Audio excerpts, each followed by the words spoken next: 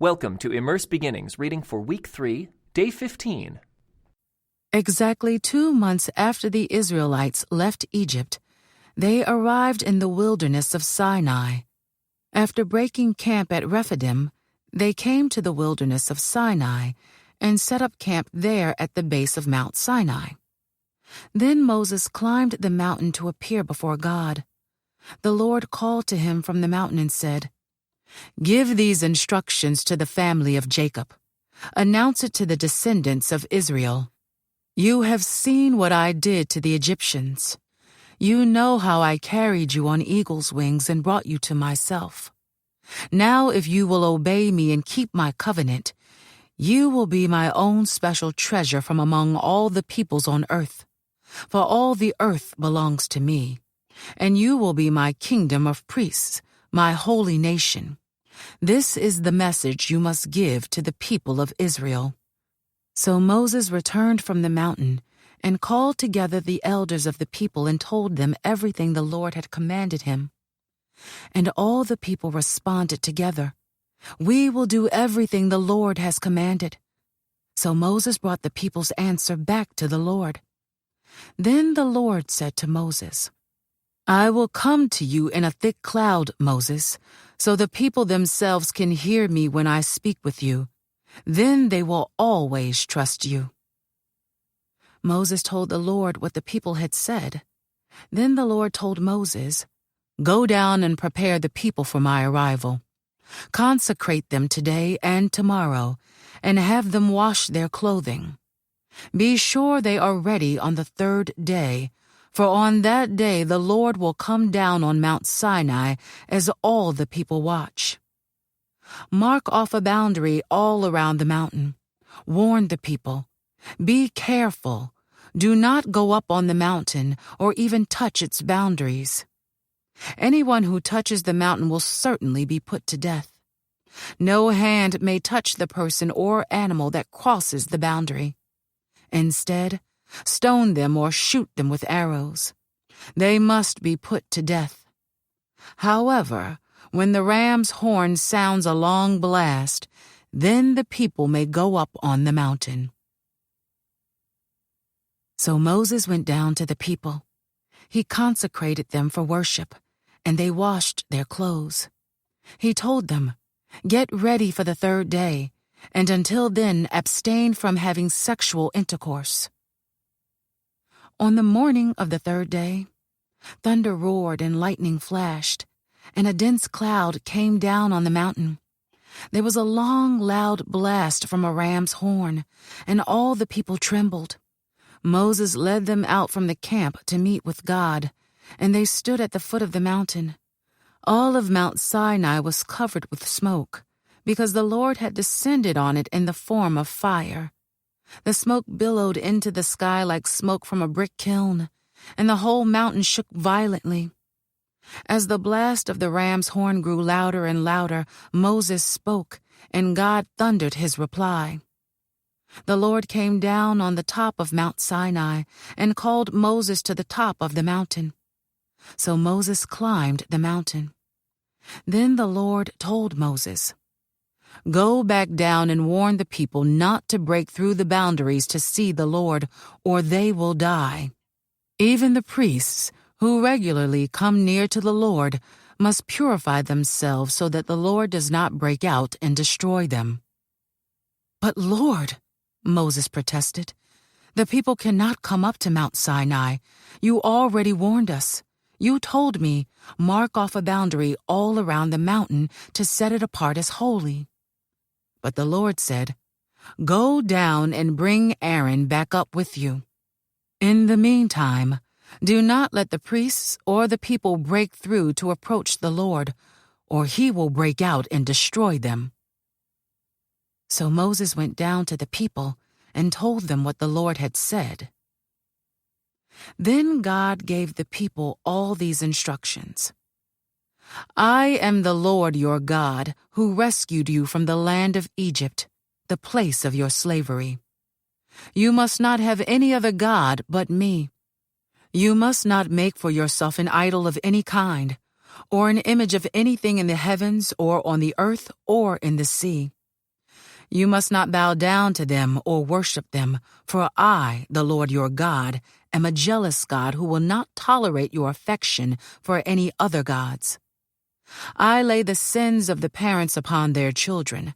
The entire family is affected, even children in the third and fourth generations of those who reject me. But I lavish unfailing love for 1,000 generations on those who love me and obey my commands. You must not misuse the name of the Lord your God. The Lord will not let you go unpunished if you misuse his name. Remember to observe the Sabbath day by keeping it holy. You have 6 days each week for your ordinary work, but the seventh day is a Sabbath day of rest, dedicated to the Lord your God. On that day, no one in your household may do any work. This includes you, your sons and daughters, your male and female servants, your livestock, and any foreigners living among you. For in 6 days the Lord made the heavens, the earth, the sea, and everything in them. But on the seventh day he rested. That is why the Lord blessed the Sabbath day and set it apart as holy. Honor your father and mother. Then you will live a long, full life in the land the Lord your God is giving you. You must not murder. You must not commit adultery. You must not steal. You must not testify falsely against your neighbor. You must not covet your neighbor's house. You must not covet your neighbor's wife, male or female servant, ox or donkey, or anything else that belongs to your neighbor. When the people heard the thunder and the loud blast of the ram's horn, and when they saw the flashes of lightning and the smoke billowing from the mountain, they stood at a distance, trembling with fear. And they said to Moses, "You speak to us, and we will listen, but don't let God speak directly to us, or we will die." "Don't be afraid," Moses answered them, "for God has come in this way to test you, and so that your fear of him will keep you from sinning." As the people stood in the distance, Moses approached the dark cloud where God was. And the Lord said to Moses, "Say this to the people of Israel. You saw for yourselves that I spoke to you from heaven. Remember, you must not make any idols of silver or gold to rival me. Build for me an altar made of earth, and offer your sacrifices to me, your burnt offerings and peace offerings, your sheep and goats and your cattle. Build my altar wherever I cause my name to be remembered, and I will come to you and bless you. If you use stones to build my altar, use only natural uncut stones. Do not shape the stones with a tool, for that would make the altar unfit for holy use. And do not approach my altar by going up steps. If you do, someone might look up under your clothing and see your nakedness. These are the regulations you must present to Israel. If you buy a Hebrew slave, he may serve for no more than 6 years. Set him free in the 7th year, and he will owe you nothing for his freedom. If he was single when he became your slave, he shall leave single. But if he was married before he became a slave, then his wife must be freed with him. If his master gave him a wife while he was a slave, and they had sons or daughters, then only the man will be free in the 7th year. But his wife and children will still belong to his master. But the slave may declare, "I love my master, my wife, and my children. I don't want to go free." If he does this, his master must present him before God. Then his master must take him to the door or doorpost and publicly pierce his ear with an awl. After that, the slave will serve his master for life. When a man sells his daughter as a slave, she will not be freed at the end of 6 years as the men are. If she does not satisfy her owner, he must allow her to be bought back again.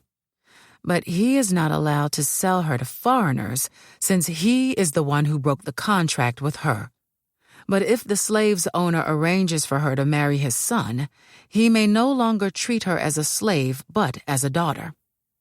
If a man who has married a slave wife takes another wife for himself, he must not neglect the rights of the first wife to food, clothing, and sexual intimacy.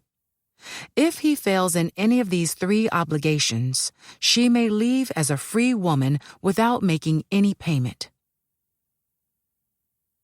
Anyone who assaults and kills another person must be put to death. But if it was simply an accident permitted by God, I will appoint a place of refuge where the slayer can run for safety.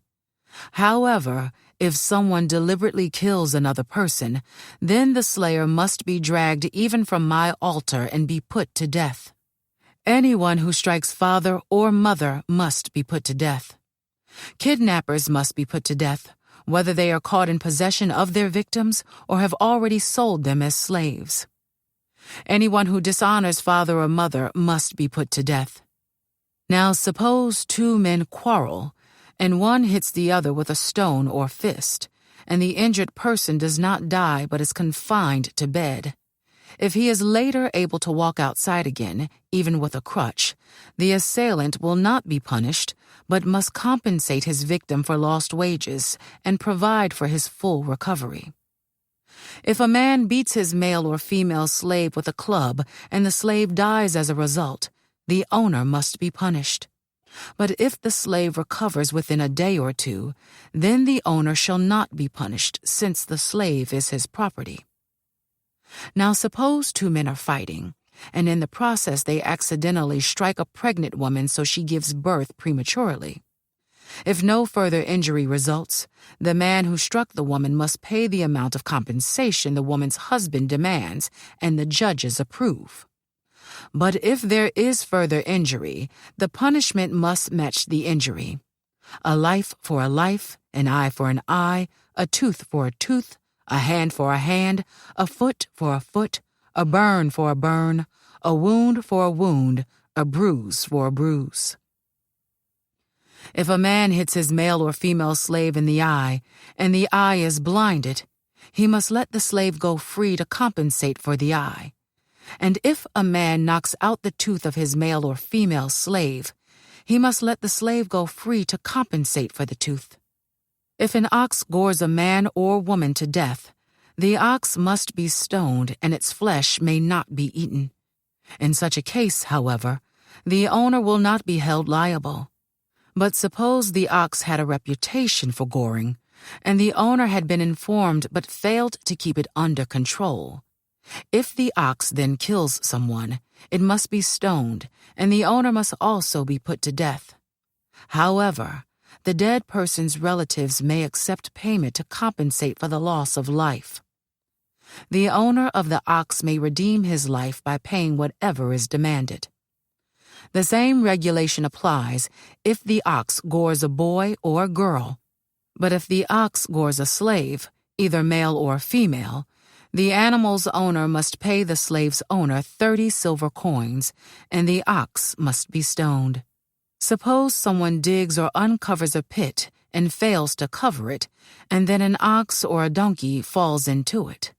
The owner of the pit must pay full compensation to the owner of the animal, but then he gets to keep the dead animal. If someone's ox injures a neighbor's ox and the injured ox dies, then the two owners must sell the live ox and divide the price equally between them. They must also divide the dead animal. But if the ox had a reputation for goring, yet its owner failed to keep it under control, he must pay full compensation. A live ox for the dead one, but he may keep the dead ox. If someone steals an ox or sheep and then kills or sells it, the thief must pay back 5 oxen for each ox stolen, and 4 sheep for each sheep stolen. If a thief is caught in the act of breaking into a house and is struck and killed in the process, the person who killed the thief is not guilty of murder. But if it happens in daylight, the one who killed the thief is guilty of murder. A thief who is caught must pay in full for everything he stole. If he cannot pay, he must be sold as a slave to pay for his theft. If someone steals an ox or a donkey or a sheep, and it is found in the thief's possession, then the thief must pay double the value of the stolen animal. If an animal is grazing in a field or vineyard, and the owner lets it stray into someone else's field to graze, then the animal's owner must pay compensation from the best of his own grain or grapes. If you are burning thorn bushes and the fire gets out of control and spreads into another person's field, destroying the sheaves or the uncut grain or the whole crop, the one who started the fire must pay for the lost crop. Suppose someone leaves money or goods with a neighbor for safekeeping, and they are stolen from the neighbor's house. If the thief is caught, the compensation is double the value of what was stolen. But if the thief is not caught, the neighbor must appear before God, who will determine if he stole the property. Suppose there is a dispute between two people who both claim to own a particular ox, donkey, sheep, article of clothing, or any lost property. Both parties must come before God, and the person whom God declares guilty must pay double compensation to the other. Now suppose someone leaves a donkey, ox, sheep, or any other animal with a neighbor for safekeeping, but it dies or is injured or is taken away, and no one sees what happened. The neighbor must then take an oath in the presence of the Lord. If the Lord confirms that the neighbor did not steal the property, the owner must accept the verdict, and no payment will be required. But if the animal was indeed stolen, the guilty person must pay compensation to the owner. If it was torn to pieces by a wild animal, the remains of the carcass must be shown as evidence, and no compensation will be required. If someone borrows an animal from a neighbor, and it is injured or dies when the owner is absent, the person who borrowed it must pay full compensation. But if the owner was present, no compensation is required, and no compensation is required if the animal was rented, for this loss is covered by the rental fee. If a man seduces a virgin who is not engaged to anyone and has sex with her, he must pay the customary bride price and marry her. But if her father refuses to let him marry her, the man must still pay him an amount equal to the bride price of a virgin. You must not allow a sorceress to live. Anyone who has sexual relations with an animal must certainly be put to death. Anyone who sacrifices to any god other than the Lord must be destroyed. You must not mistreat or oppress foreigners in any way. Remember, you yourselves were once foreigners in the land of Egypt. You must not exploit a widow or an orphan. If you exploit them in any way and they cry out to me, then I will certainly hear their cry. My anger will blaze against you, and I will kill you with the sword. Then your wives will be widows and your children fatherless. If you lend money to any of my people who are in need, do not charge interest as a moneylender would. If you take your neighbor's cloak as security for a loan, you must return it before sunset. This coat may be the only blanket your neighbor has. How can a person sleep without it? If you do not return it and your neighbor cries out to me for help, then I will hear, for I am merciful. You must not dishonor God or curse any of your rulers. You must not hold anything back when you give me offerings from your crops and your wine. You must give me your firstborn sons. You must also give me the firstborn of your cattle, sheep, and goats. But leave the newborn animal with its mother for 7 days, then give it to me on the 8th day. You must be my holy people. Therefore, do not eat any animal that has been torn up and killed by wild animals. Throw it to the dogs. You must not pass along false rumors. You must not cooperate with evil people by lying on the witness stand. You must not follow the crowd in doing wrong. When you are called to testify in a dispute, do not be swayed by the crowd to twist justice. and do not slant your testimony in favor of a person just because that person is poor. If you come upon your enemy's ox or donkey that has strayed away, take it back to its owner. If you see that the donkey of someone who hates you has collapsed under its load, do not walk by. Instead, stop and help. In a lawsuit, you must not deny justice to the poor. Be sure never to charge anyone falsely with evil. Never sentence an innocent or blameless person to death, for I never declare a guilty person to be innocent. Take no bribes, for a bribe makes you ignore something that you clearly see. A bribe makes even a righteous person twist the truth. You must not oppress foreigners. You know what it's like to be a foreigner, for you yourselves were once foreigners in the land of Egypt. Plant and harvest your crops for 6 years, but let the land be renewed and lie uncultivated during the 7th year. Then let the poor among you harvest whatever grows on its own. Leave the rest for wild animals to eat. The same applies to your vineyards and olive groves.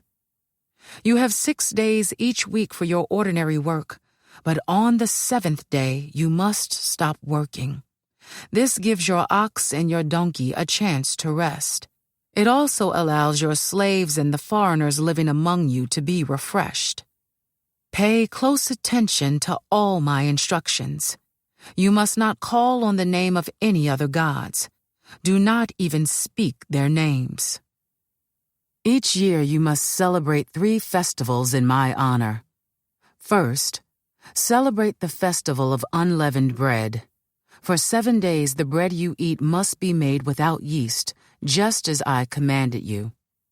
Celebrate this festival annually at the appointed time in early spring, in the month of Abib, for that is the anniversary of your departure from Egypt.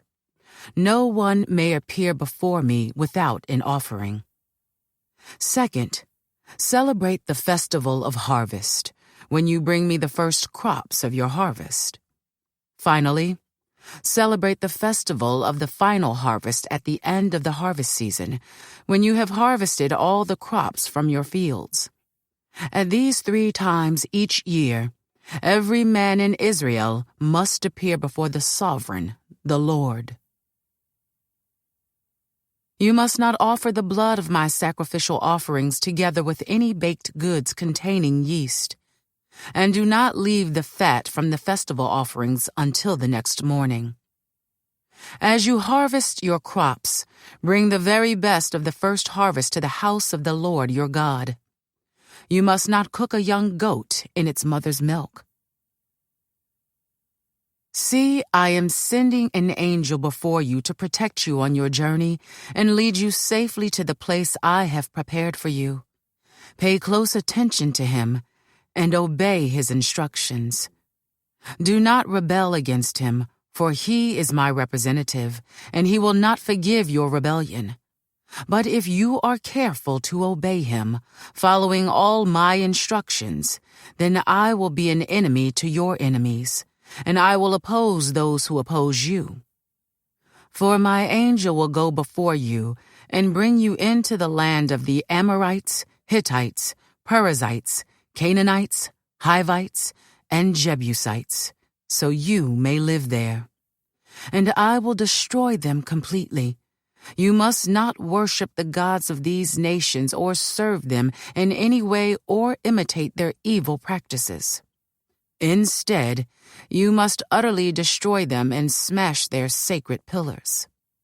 You must serve only the Lord your God. If you do, I will bless you with food and water, and I will protect you from illness. There will be no miscarriages or infertility in your land, and I will give you long, full lives. I will send my terror ahead of you and create panic among all the people whose lands you invade. I will make all your enemies turn and run. I will send terror ahead of you to drive out the Hivites, Canaanites, and Hittites. But I will not drive them out in a single year, because the land would become desolate, and the wild animals would multiply and threaten you. I will drive them out a little at a time, until your population has increased enough to take possession of the land. And I will fix your boundaries from the Red Sea to the Mediterranean Sea, and from the eastern wilderness to the Euphrates River.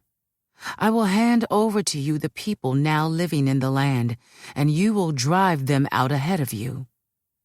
Make no treaties with them or their gods. They must not live in your land, or they will cause you to sin against me. If you serve their gods, you will be caught in the trap of idolatry. Then the Lord instructed Moses, "Come up here to me, and bring along Aaron, Nadab, Abihu, and 70 of Israel's elders. All of you must worship from a distance. Only Moses is allowed to come near to the Lord. The others must not come near, and none of the other people are allowed to climb up the mountain with him." Then Moses went down to the people and repeated all the instructions and regulations the Lord had given him. All the people answered with one voice, "We will do everything the Lord has commanded." Then Moses carefully wrote down all the Lord's instructions. Early the next morning, Moses got up and built an altar at the foot of the mountain. He also set up 12 pillars, one for each of the 12 tribes of Israel. Then he sent some of the young Israelite men to present burnt offerings and to sacrifice bulls as peace offerings to the Lord. Moses drained half the blood from these animals into basins. The other half he splattered against the altar. Then he took the book of the covenant and read it aloud to the people. Again they all responded, "We will do everything the Lord has commanded. We will obey." Then Moses took the blood from the basins and splattered it over the people, declaring, "Look, this blood confirms the covenant the Lord has made with you in giving you these instructions." Then Moses, Aaron, Nadab, Abihu, and the 70 elders of Israel climbed up the mountain. There they saw the God of Israel. Under his feet there seemed to be a surface of brilliant blue lapis lazuli, as clear as the sky itself. And though these nobles of Israel gazed upon God, he did not destroy them. In fact, they ate a covenant meal, eating and drinking in his presence. Then the Lord said to Moses, "Come up to me on the mountain. Stay there, and I will give you the tablets of stone on which I have inscribed the instructions and commands so you can teach the people." So Moses and his assistant Joshua set out, and Moses climbed up the mountain of God. Moses told the elders, "Stay here and wait for us until we come back. Aaron and Hur are here with you. If anyone has a dispute while I am gone, consult with them." Then Moses climbed up the mountain, and the cloud covered it, and the glory of the Lord settled down on Mount Sinai, and the cloud covered it for 6 days. On the 7th day the Lord called to Moses from inside the cloud. To the Israelites at the foot of the mountain, the glory of the Lord appeared at the summit like a consuming fire. Then Moses disappeared into the cloud as he climbed higher up the mountain. He remained on the mountain for 40 days and 40 nights. This concludes today's Immerse reading experience. Thank you for joining us.